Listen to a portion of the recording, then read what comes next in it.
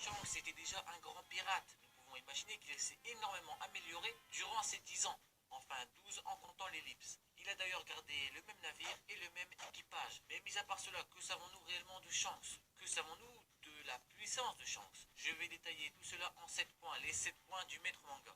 Allez, c'est parti.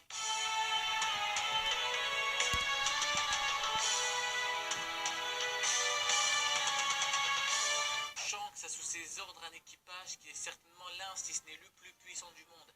Il y a Yasop, le meilleur tireur d'élite du monde, Ben Beckman, ou le gars qui a mis de pression un amiral lors de l'arc Marineford, tranquillement, et des mecs qui ont des têtes à valoir beaucoup plus de 100 millions de mais pour être le capitaine d'un tel équipage, il faut forcément être très puissant et forcer le respect. Ne vous inquiétez pas, une théorie sur cet équipage arrivera très rapidement.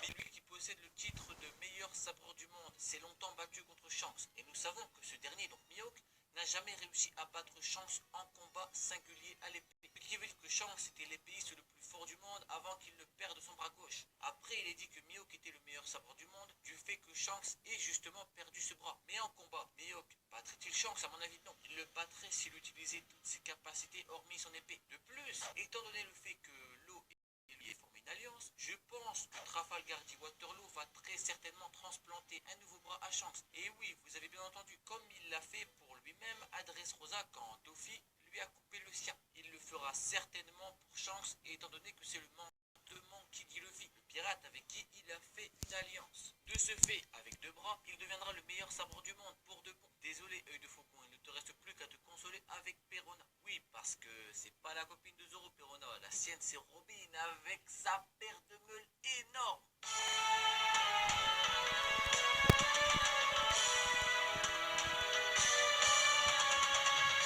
Shanks possède certainement le haki le plus puissant du monde. Soi-disant haki de un homme sur 1 million, je pense plus que pour lui ce serait un homme sur 10 milliards, étant donné sa puissance.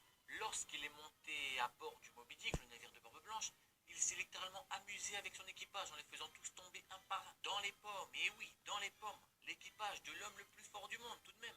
Même de grands pirates comme Marco et Jose ressentaient ces émanant de son haki surpuissant, imaginé à pleine puissance.